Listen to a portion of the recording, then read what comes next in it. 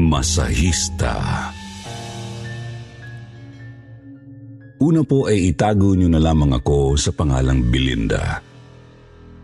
Ang kwentong ibabahagi ko po sa inyo ngayon ay tungkol sa karanasang hanggang ngayon ay isang palaisipan pa rin po sa akin. Kahit na matagal na panahon na rin ho ang nakalilipas, buhat nang ito ay mangyari. Bata pa lamang po ako ay nabuhay na ako sa kalye. Lansangan na ho ang nakagisnan kong tahanan. Lumaki ho ako sa pangangalaga ng isang matandang dalaga na hindi ko naman kadugo. Si Lola Zelda. Nabagamat hikahos din ho noon sa buhay, ay nagawa pa akong kupkupin nang abandonahin ako ng tunay kong ina at basta na lamang iwanan sa likod ng isang kainan kung saan ako niya napulot. Isa hong pulubi si Lola Zelda. Kaya noong bata pa ako ay nasanay na akong matulog sa kung saan-saan. Sanay rin ho akong kumain noon ng mga tira-tirang pagkain na itinatapon ng ibang tao. Pagkatapos ay maaga rin ho akong natutong magbanat ng buto. Kaya naman nang pumanaw ang lola noong 14 anyos pa lang ako, bagamat sobra ho akong nalungkot noon, nagawa ko hong mamuhay ng mag-isa. Pagbabasura at pamamalimos ang pangunahing ikinabubuhay ko ho noon, Sir Jupiter. Pero minsan ay nagsasideline ako ng panghihilot o pagmamasahe. Tutal ay tinuruan naman ako ni Lola Zelda noong nabubuhay pa siya. Hanggang sa dahil ho doon isang araw, ay natanggap ako bilang masahista sa isang maliit na massage parlor na kabubukas pa lang din naman. Doon ko ho nakilala si Weng. Mas matanda lang ho siya sa akin ng 1 taon. Pero siya na ang bumubuhay sa kanilang dalawa ng 10 taong gulang niyang kapatid. Natawagin na lang natin sa pangalang Utoy. Pawang mga galing sa malayong probinsya ang dalawa na nagawa lang makatakas sa malupit nilang amain nang makupit nila ang perang naipanalo nito sa sabong. Hindi na raw kasi kaya ng dalawa ang ginagawang pananakit sa kanila ng bagong asawa ng kanilang nanay. Kaya naman kahit nahirap, ay talagang tumakas na sila mula sa puder nito. Mabilis ko hong nakapalagayan ng loob si Weng kahit na medyo magkaiba kami ng personalidad. Mahiyain ho kasing babae si Weng, samantalang ako huy taklesa. Siguro dahil na rin laking kalye nga ho ako. Ganoon pa man ay naging sanggang dikit kaming dalawa. Kaya nga lamang po ay hindi rin yung nagtagal nang may nag-alok ho ng trabaho sa kanya.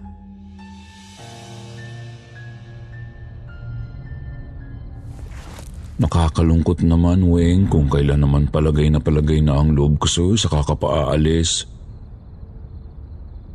Malungkot na sabi ko noon kay Weng habang pinanunood ko siyang mag-empake ng mga gamit nilang magkapatid.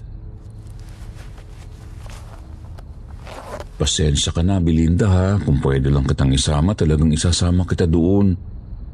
Kaya lang sabi sa akin ni Mrs. Aguinaldo, isang kasambahay lang daw ang kailangan doon. Swerte nga ako dahil pumayag silang kasama ko si Utoy . Sayang din kasi, malaki pa naman ang sahod. Malungkot din namang sagot ni Weng sa akin at dama kong hindi niya rin naman ako gustong iwanan. Sus, ayos lang yun no. Masaya naman ako para sa inyong magkapatid, kaya lang di ko maiwasang malungkot. Kasi ang layo ng sikihor dito sa Maynila. Baka matagalan pa bago tayo magkita ulit. Pagpapagaan ko na lang ng usapan. Pero ingat kayong magkapatid doon ha. Balita ko marami raw mambabarang at mangkukulam doon. Lalong-lalo na aswang. Dagdag ko pa kaya nagtatawanan kaming dalawa. Pagkatapos noon ay niyakap ako ni Weng. Pagkatapos ay nangako siya sa akin na susulat na lang daw siya. Hindi pa kasi uso noon ang text o tawag kaya talagang mahirap magkaroon ng komunikasyon. Nang makaalis na sina Weng at Utoy ay naiwan na naman akong mag-isa. Malungkot na nga ako noon pagkatapos ay kulang na kulang pa ang kakarampot kong kita dahil bigla na lang nangaunti ang mga customer na nagpapamasahe sa amin. Dahil halos lahat yata sila ay doon sa bagong massage parlor na nagpupunta. Nagtaka pa ako noong una kung bakit katatayo pa lang ng bagong massage parlor na yon dinadagsa na agad yun ng mga parokyano. Yun pala, nalaman kong dahil yun sa inaalok nilang extra service sa kanilang mga customer. No choice ho ako noon, Sir Jupiter. Ayoko na hong bumalik sa pamamalimos at paghahanap ng pagkain sa basura, kaya naman kahit nalabag sa loob ko, pinilit kong sikmurain na lamang ang pag-aalok ng sarili kong katawan para lang dayuhin ako ng customer. Aaminin ko ho na medyo nabulag ako noon ng salapi. Lalo pa talagang ang lakas ko ng pera sa ganun noong araw. Umayos na rin sa wakas ang buhay ko kahit papaano. Kaya naman naisipan ko na ho noon na mag-enroll sa eskwelahan para hindi ako habang buhay na mag-aalok ng laman. Nangarap din naman ho ako noon, kaya ginamit ko na lang ang oportunidad na yon para iahon ang sarili ko sa hirap. Kaya lang mahirap palang tustusan ang pag-aaral. Dahil doon kinailangan ko hong kumayod ng triple pa para lang matapos ko ang sinimulan ko. Doon na ho ako natutong pumasok pa sa mas masamang gawain. Natuto ho akong mangmodus kasama ang ilang mga veteranang prostitute noon na palaging kakatambay sa kalye malapit sa tinitiran ko ay nagawa kong mang-snatch ng bag at mang-hold up. High crime ho talaga noon yung lugar na tinitirhan ko kaya hindi na ako takot. Sa dami ba naman ng kriminal sa lugar na yon ay malabo akong mapagkamalang kasama sa kanila lalo't nag-aaral nga ho ako ng mga panahong iyon. Sa umaga ay isa lang akong simpleng masahista. Pero sa gabi ay nag-iiba talaga ang pagkatao ko. Halos magtatatlong taon na ho ako sa ganong trabaho nang bigla na lang hong bumalik sa Maynila si Weng at ang kapatid niyang si Utoy at muling nagtagpo ang mga landas namin.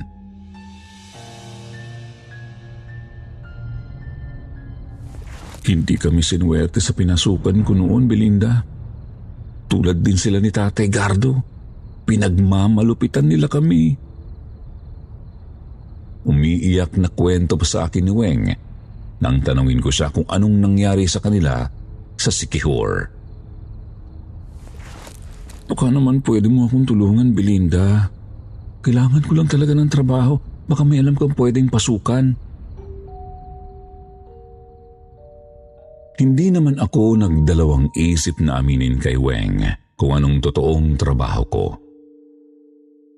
Hindi niya rin ako hinusgahan. Sa katunayan ay mabilis siyang pumayag nang alukin ko siyang sumama sa akin.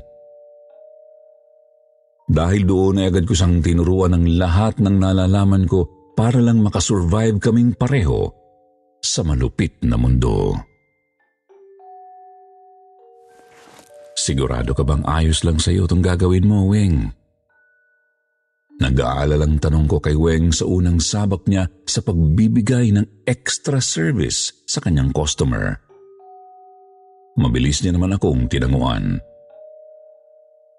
Huwag ka mag-alala, Belinda, kaya ko to. Sabi niya pa. Alanganin talaga ako noon pero nakahinga rin ako ng maluwag nang kayanin naman ni Weng ng ganoon kabilis ang bago niyang trabaho.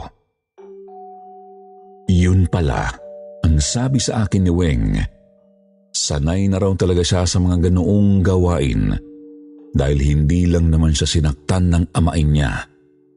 Pinagsasamantalahan din siya nito. Mas maigi na raw yung bayad siya kaysa pinagsasawaan lang ng libre ang katawan niya.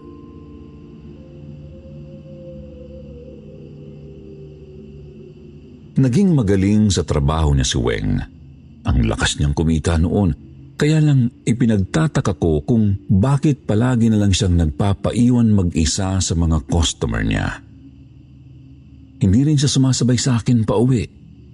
Pagkatapos ay ayaw niyang magsama kami sa isang apartment para man lang makatipid sana kami sa upa. Ang sabi niya, masyado na raw kasing maligalig si Utoy, kaya nahihiya siya at mas mabuting nakabukod talaga silang magkapatid. Isa pang ipinagtataka ko noon ay kung bakit parang hindi na niya inilalabas pa si Utoy. Samantalang dati, ay halos araw-araw niyang ipinapasyal ang kapatid niya. Nang tanungin ko rin si Weng kung bakit hindi niya papasukin sa eskwelahan si Utoy, medyo nainis pa siya. Sabi niya mahirap daw ang buhay. Tama na raw yung may nakakain sila araw-araw. Samantalang siya naman ang nagsabi sa akin noon na gusto raw niyang makapagtapos ng pag-aaral si Utoy. Kaya nga pinangarap ko rin yun at pinagsisikapan. Sa sobrang pagtataka ko, isang beses ay niyaya ko na lang si Weng na sabay kaming umuwi at hindi ako pumayag na hindian niya ako. Gusto ko kasi siyang sundan para malaman kung ano ba ang itinatago niya at naging napakamalihim na niya sa akin. Hinintay ko siya ng gabing yun hanggang sa matapos siya sa pinakahuli niyang session. Napanganga ako noon dahil pagharap sa akin ulit ni Weng ay namamaypay na siya ng pera. Bigatin niyang customer ko ngayon, Belinda. Sa tingin ko kahit sa irin natin ang pera nun sa pitaka ngayon, hindi pa rin yun maghihirap. Makahulugang bulong ba sa akin ni Weng habang pinagmamasdan namin ang papalayong customer kanina. Napatango ako. Nakuha ko agad ang ibig niyang sabihin. Eksakto dahil pauwi na rin kami ng mga sandaling yun, kaya naman pandalas naming sinundan yung lalaki. Wala pang ilang minuto kasunod na rin namin yung mga kasamahan namin sa pandirekwat. Hinintay naming pumasok doon sa madilim na iskinita yung customer kanina ni Weng. Pagkatapos ay doon namin ito tinambangan. Huwag kang kikilos na masama. Ibigay mo muna sa amin ang lahat ng pera at alahas mo at pangakong makakalabas ka ng walang galos dito. Antimano'y sabi ng pinakalider ng grupo namin noon. Karaniwan namang gumagana ang ganoong strategy sa iba naming mga naging biktima. Pero sa pagkakataong yun ay sumablay kami. Di kasi namin akalain na biglang lalaban yung bibiktimahin sana namin. Kaya napilitan ang leader namin noon na maglabas ng balisong. Mabilis ang mga naging pangyayari noon. Nakita kong iwinasiwas ng leader namin yung balisong niya pagkatapos ay narinig ko na lang na nagsisigaw yung lalaking binibiktima namin. Bumagsak sa sahig ang 3 daliri niya dahil yun pala ang tinamaan ng balisong. Takbo na! Sigaw ng mga kasamahan namin kaya kanya-kanya na kaming pulasan noon. Tinawag ko kaagad si Weng. Pero imbis na makitakbo rin siya sa amin ay nakita kong isa-isang pinulot ni Weng yung mga daliri ng lalaki. Pagkatapos ay isinilig niya yun sa bag niya. Lumingalinga pa siya sa paligid bago tumakbo papasok doon sa daanan papunta sa may katayan ng baboy. Lalo akong kinutuban ng masama dahil doon. Pakiramdam ko talaga may kung anong itinatago si Weng. Pakiramdam ko meron siyang bagay na hindi sinasabi sa akin.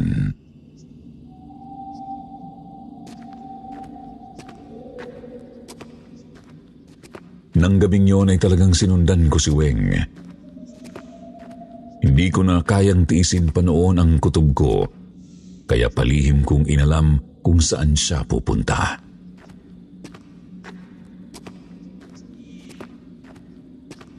Nang huminto siya sa mismong gate ng isang slaughterhouse ay nagtago ako sa likod ng isang sasakyang nakaparada lang, di kalayuan mula sa pwesto ni Weng.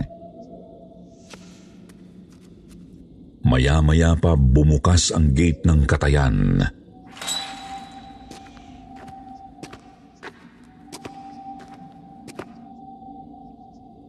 Lumabas doon ang isang lalaking mukhang hindi naman nalalayo ang edad sa amin ni Weng.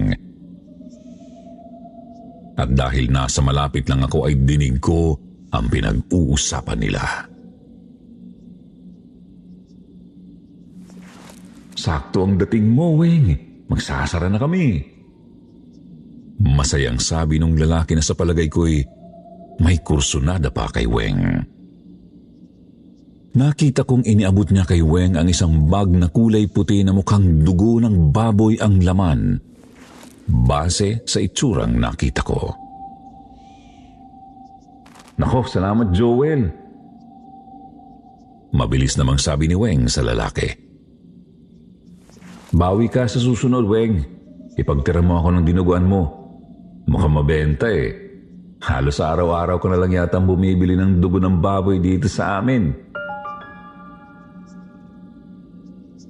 Nagtaka ako. Ang alam pala ni Joel ay nagtitinda ng dinuguan si Weng. Pero hindi naman yun totoo. Paano niya pa magagawa yun? Halos araw-gabi siyang nagtatrabaho bilang masahista. Palagi ko nga siyang kasama noon. Kaya naman patuloy kong sinundan si Weng. Hanggang sa hindi ko namamalayan nakarating na pala kami sa inuupahan niyang apartment. Isa yung maliit na bahay na medyo tago, kaya mura lang ang upa nila. Malapit lang din yun sa pinagtatrabahuan namin. Pasimple akong pumuslit papasok sa loob ng bahay nila nang maiwan ni Weng na bukas ang pintuan. Pagpasok ko pa lang doon ay halos maduwak na ako dahil sinalubong ako noon ng mabahong amoy na parang nabubulok na karne. Up and down ang apartment ni Weng at medyo madilim doon sa ilalim ng hagdanan dahil tambakan lang nila yon ng mga lumang gamit. Kaya naman doon ko napiling magtago. Ganoon pa man, tanaw na tanaw ko pa rin kung ano ang ginagawa ni Weng. Nakita kong pumasok siya sa kusina. Hindi ko siya gaanong makita mula sa pinagtataguan ko.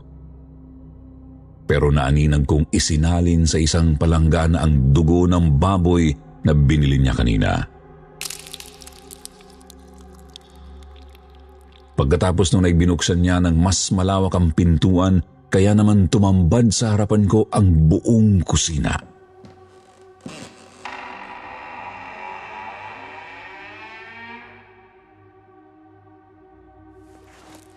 "Utoy, kain ka na." Dinig kong sabi ni Weng. Pero ganoon na lang ang gulat ko nang makita kong lumabas mula sa ilalim ng lababo yung kapatid niyang si Utoy. Nanlaki pa ang mga mata ko nang makita ko siyang nakakadena at dahan-dahang lumalapit sa ate niya ng pagapang. Akma ko na sanang kukumprontahin si Weng kung bakit niya ikinadena ang kapatid niya, pero mas lalo pa akong nagulat nang bigla niyang iniabot dito yung palangganang puno ng dugo ng baboy. Pagkatapos ay agad yung ininom ni Utoy.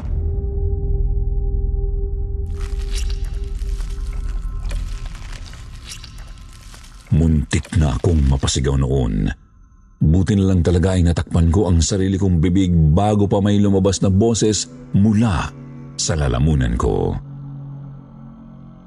Kaya lang, nakita kong biglang nagpalingalinga si Utoy sa paligid habang sumisinghot-singhot ito. Para bang alam niya na may ibang tao noon sa bahay nila. Iba na ang itsura ni Utoy. Tila namamaga ang ilang parte ng mukha niya, lalo na sa may parteng noo. Nakita ko rin parang ang hahaba at ang tutulis na ng mga ngipin at kuko. Parang hindi na ito yung mabait na paslit dati bago pa sila pumunta sa Siquijor. Bukod pa roon, dinig na dinig ko yung pag-angil niya. Para siyang asong ulol na nagagalit. Pinagkikiskis niya ang mga ngipin niya na parang gigil na gigil siya at gusto na niyang mangagat. Halos magwala na si Utoy sa pwesto niya noon. Panay na ang singhot niya sa paligid at kanina pa siya lumilinga. Hanggang sa mapadako ang paningin niya sa pwesto ko. Nang mga sandaling yon ay sigurado naman akong madilim sa pinagtataguan ko at imposibleng makita ako nito. Pero halos magtayuan ang lahat ng balahibo ko nang bigla na lang tumalim ang mga mata ni Utoy habang nakatitig sa pinagtataguan ko. Pagkatapos ay unti-unti siyang ngumisi. May mga bahid pa ng dugo yung bibig niya mula doon sa ininom niya sa palanggana. Bigla namang nataranta si Weng. Parang alam niya na kung ano ang tinitingnan ng kapatid niya.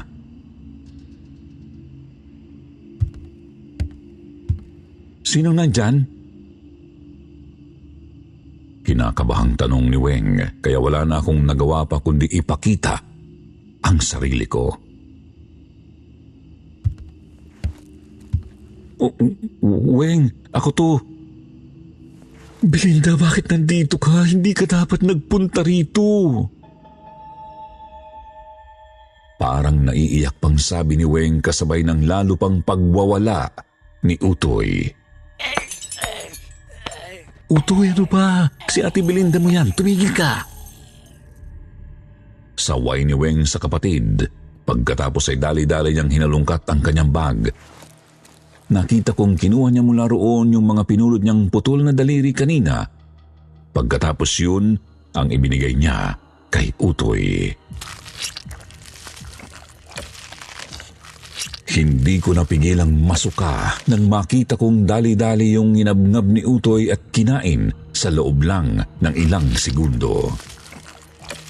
Weng, nung nangyari kay Utoy, bakit siya nagkaganyan? Umiiyak ng tanong ko kay Weng, pero imbis na sagutin niya ako ay napahagulhol lang din siya. Huwag mo nang alamin pa, Belinda. Lumayo ka na lang sa amin. Huwag mong ipagsasabi kahit na kanino ang nakita mo rito. Nakikiusap ako sa iyo. Hindi mo alam kung anong klaseng hirap at takot ang dinanas namin sa Siquijor. Huwag mo nang dagdagan pa. Pagkatapos ay itinulak niya ako palabas ng bahay nila. Umalis ka na, Belinda. Huwag ka nang babalik pa. Huwag na tayong magkita. Pasensya ka na. Huling sinabi lang sa akin ni Weng bago niya ako pinagsaraduhan ng pinto.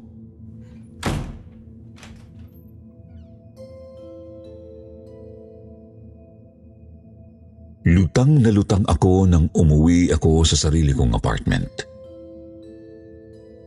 Hindi ko makalimutan ang nakita kong kalagayan ni Utoy. Gustuhin ko mang alamin pa yun, hindi ko na nagawa pa dahil pagkatapos ng nangyaring yun, bigla na lang nawala ang magkapatid. Umalis sila at nagpakalayo-layo. Sinubukan ko silang ipagtanong at hanapin pero talagang walang nakakaalam kung saan sila nagpunta. Hanggang ngayon ay palaisipan pa rin sa akin kung ano ang nangyari sa kanilang dalawa sa Siquijor na naging dahilan para magkaganon si Utoy. Pero ano pa man ang dahilan, simula noon, natakot na ako sa sarili kong kaligtasan. Parang natakot akong mangyari din sa akin ang naranasan nila. Kaya naman ginawa ko ang lahat para makaalis sa ganoong buhay. Sa kabutihang palad nakapagtapos naman ho ako sa kolehiyo. Dahil doon, nabago ko ang buhay ko hanggang sa nagkaroon ako ng sarili kong pamilya. Alam at tanggap naman nila ang nakaraan ko. Naikwento ko sa iba ang karanasan kong ito. May mga nakapagsabi sa akin na baka hinawahan daw ng pagkaaswang si Utoy, lalo pa at uso raw yun noon. Habang ang iba naman ay nagsabing baka may psychological problem yung mag-ate. Sa mga kapwa ko listeners sa channel na ito, ano po sa palagay niyo ang nangyari kay Utoy? Posible nga po ba talagang makahawa ang pagiging aswang o mas malaki ang posibilidad na may sira na sila sa ulo ng mga panahong iyon? Sana po ay masagot niyo ako kahit papaano.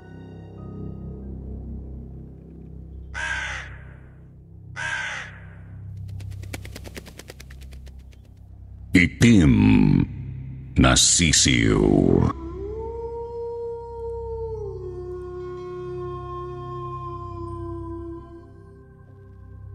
Hello po sa inyo, Sir Jupiter.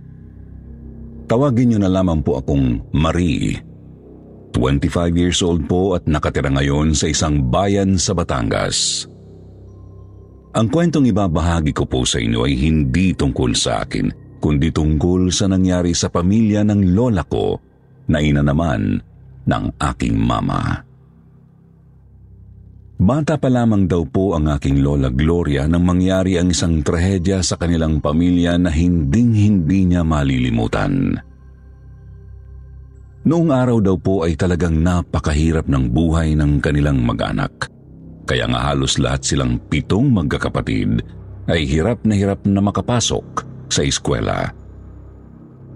Iniwan din daw po kasi sila ng kanilang ama at ang kanilang ina ay kilalang lasinggera pa sa kanilang lugar.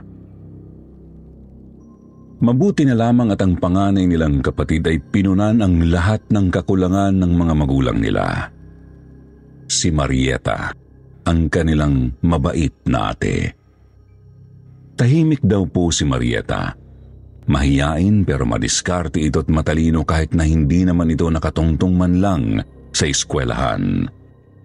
Masarap daw itong magluto kaya naman madalas itong arkilahin ng iba't ibang mayayamang tao sa kanilang lugar sa tuwing may okasyon.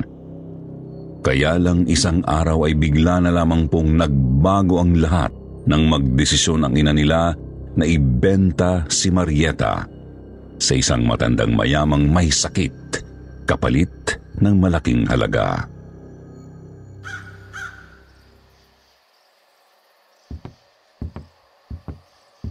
Nanay, bakit yun naman ako ibinenta kay Doña Victoria? Alam niyo naman hong hindi maganda ang reputasyon niya pagdating sa mga kasambahay niya, di ba? Mangyak-ngyak na tanong ni Marieta sa kanyang nanay habang ibinag-iempake siya nito ng damit.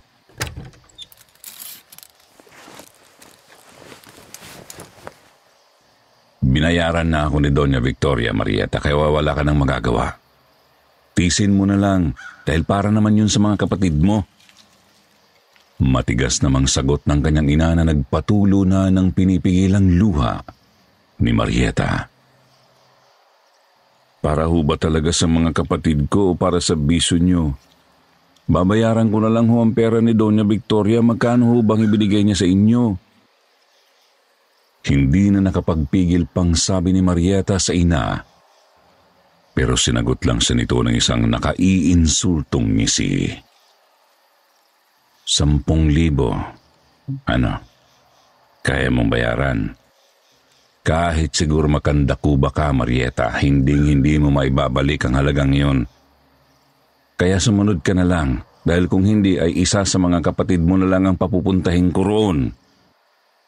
Banta pa nito, kaya naman hindi na nakapagsalita pa si Marieta.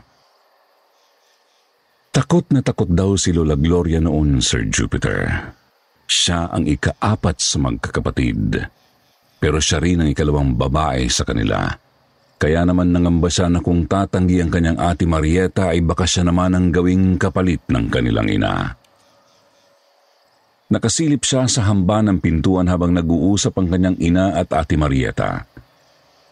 Nagkatitigan silang magkapatid at nakita ng noon ay 11 anyos pa lang na si Lola Gloria ang awa sa mga mata ng kanyang ate Marieta. Para sa kapakanan nila ay pumayag na lamang ang kanilang ate Marieta na manilbihan kay Doña Victoria. Matagal daw hong walang naging komunikasyon sa kanila ang kanilang ate Marieta. Simula rin daw ho noon ay lalo silang naghirap sa buhay dahil wala nang dumidiskarte sa kanila upang mabuhay. Kalaunan dahil doon ay pinagsisihan din daw ng kanilang ina ang ginawa nitong pagbebenta kay Marieta. Nagsimula itong magbago. Sa wakas ay nagpakaina ito sa kanyang mga anak pagkatapos noon. Halos 5 taon din daw ang inabot bago nakauwi sa kanila si Marieta. Ayon kay Lola Gloria. Yun ay pagkatapos pang mamayapa ng amo nito na si Doña Victoria na napabalitang ipinamana ang lahat ng naiwan nitong ari-arian sa nag-iisang kasambahay na tumagal sa kanya. Walang iba kundi si Marieta.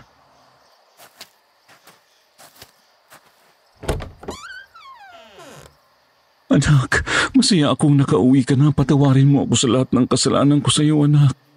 Ngayon nandito ka na. Babawi si nanay sa iyo, ha? Umiiyak na sa lubong ng ina nila kay Marieta nang sa wakas ay makauwi itong muli. Ngunit ang sabi ni Lola Gloria, nang mga panahon daw pong yun ay hindi man lang kakikitaan ng kahit na anong emosyon ang kanyang ate Marieta. Kahit daw silang mga kapatid nito ay hindi na pinapansin ng kanilang ate na dati ay sobrang lambing naman sa kanila. Palagi na rin daw mainit ang ulo nito sa kanila at madalas na silang pagsalitaan nito ng masakit. Hindi katulad noon. Ang buong akala nila ay galit lamang ang kanilang ate Marieta dahil sa ginawang pagbebenta rito ng kanilang ina. Ngunit hindi nagtagal ay lalo pang lumala ang napapansin nilang pagbabago kay Marieta na animo hindi na ito ang dati nilang mapagmahal na ate. Ate, saan ka pupunta? Tanong ng batang Gloria sa kanyang ate Marieta nang makita niyang palabas ito ng kanilang bahay sa kalagitnaan ng hating gabi. Lang ang pakialam, bumalik ka na sa kwarto niyo. Isarado niyo ang pintuan at mga bintana at huwag na kayong lalabas hanggat di sumisikat ang araw. Masungit na sagot lang sa kanya ng ate Marieta niya.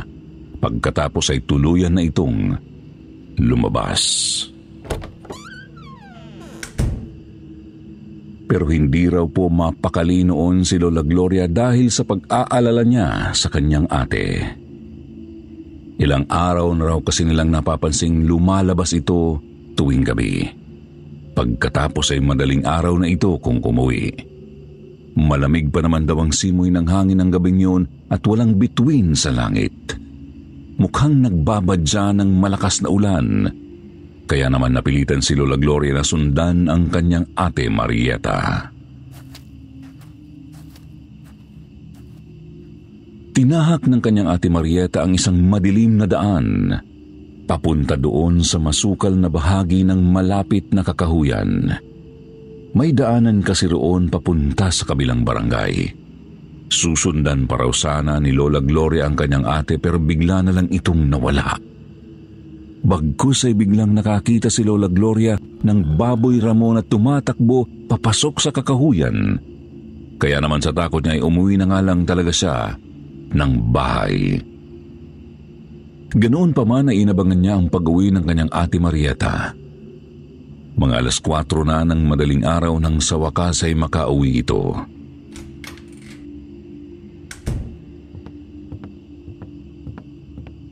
Nakita niya raw na nagmamadaling pumasok ang kanyang ate Marieta sa kwarto nito, kaya't hindi man lang nito napansing naroon siya at nadaanan nito sa sofa.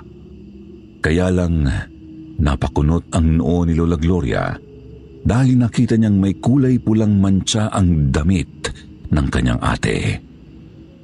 Nag-alala raw siya noon pero hindi niya alam kung bakit natakot siyang magtanong dito. Kaya naman ipinagsawalang bahala na lang niya iyon. Nang mga bandang tanghali na ay inutusan sila ng kanilang ina na mamalengke para sa kakainin nila sa buong linggong yun.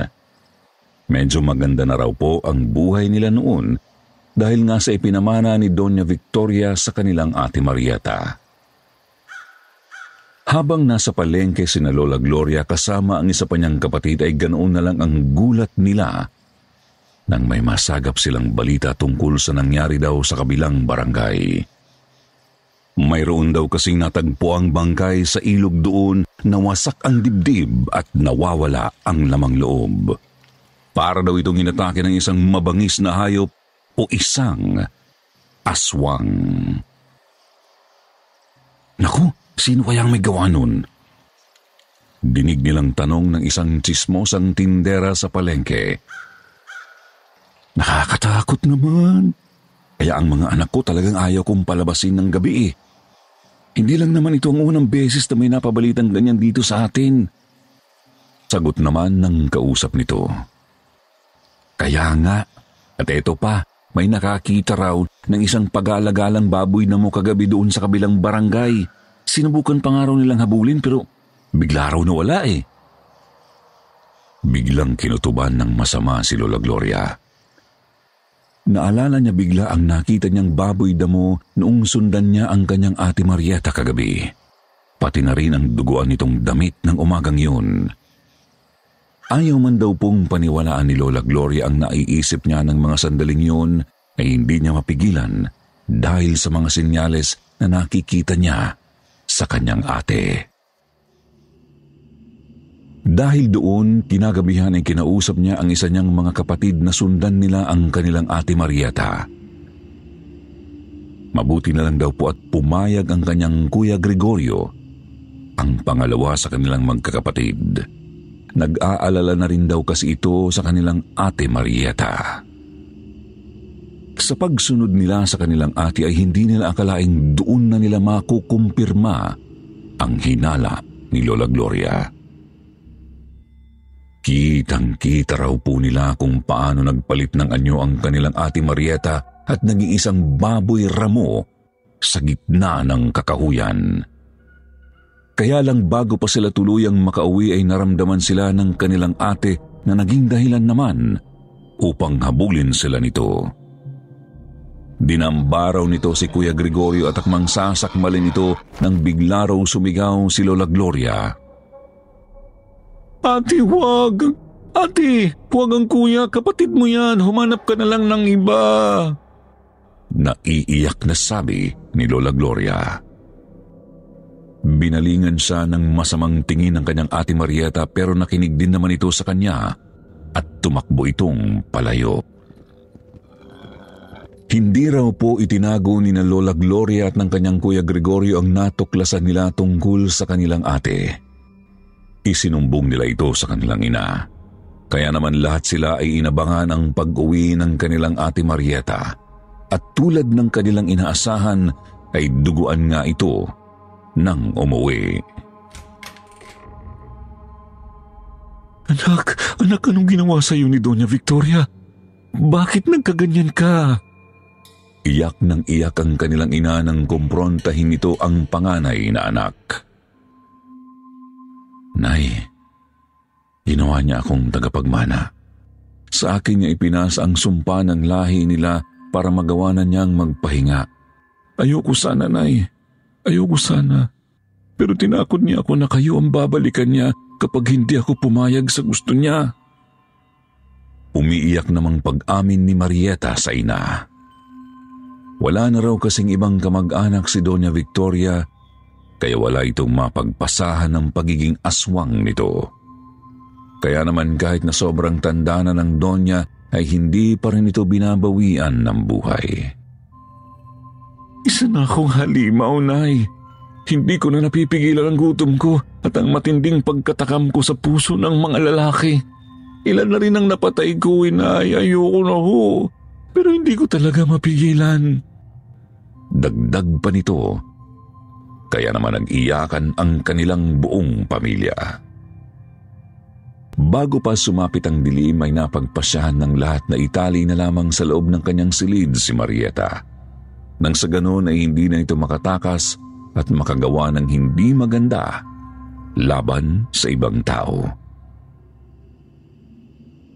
Dinig na dinig daw noon ni Lola Gloria ang mga sigaw at daing ng kanilang ate Marieta. Pati ang pagbabago ng boses nito ay dinig na dinig din nila, lalo pat dingding lang naman ang pagitan ng kanilang mga kwarto. Nanay, pakawalan niyo ko, gutom na ako.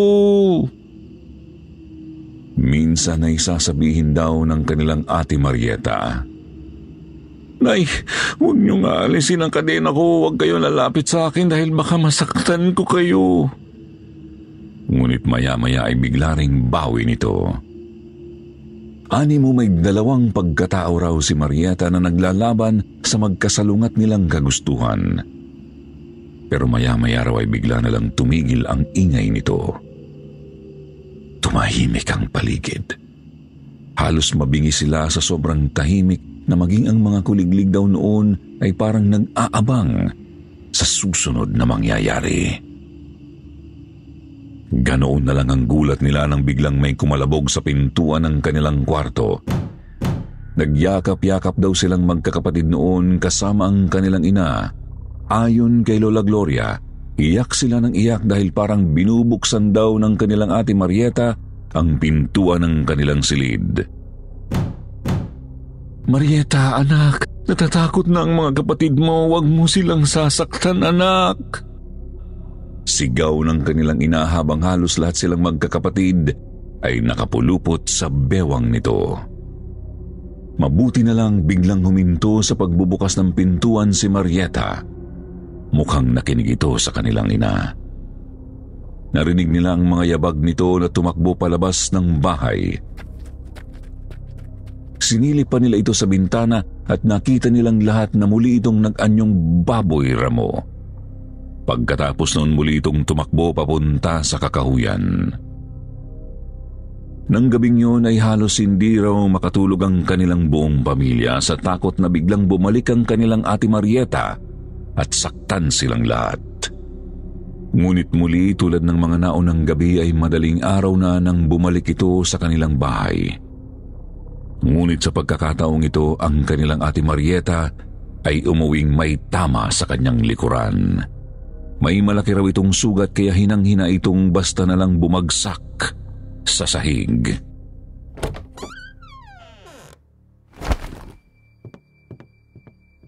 Anak, anong nangyari sa iyo?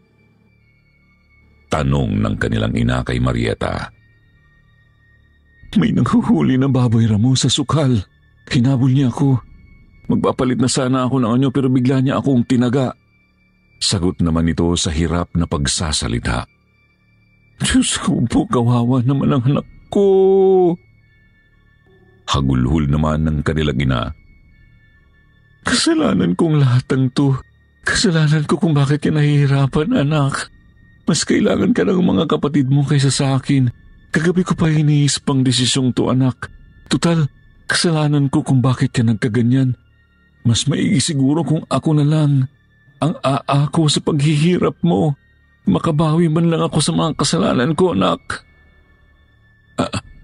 Anong ibig mong sabihin, nanay? Tanong ni Marieta sa ina. Nak, ipasa mo sa akin ang pagiging aswang mo, nak. Ako na lang ang maghihirap para sa iyo. Tutal ay malapit na rin naman akong mawala sa mundo. Nag-iyakan silang lahat. Hindi na nila alam ang gagawin nila. Ayaw pumayag ng kanilang ate Marieta na ipasa sa ina nila ang pagkaaswang, pero noon din mismo ay inamin ng kanilang ina na may taning na ang buhay niya dahil sa sakit nito sa atay. Kaya naman wala na rin itong nagawa pa. Sige po, Nay. Pumapayag na po ako.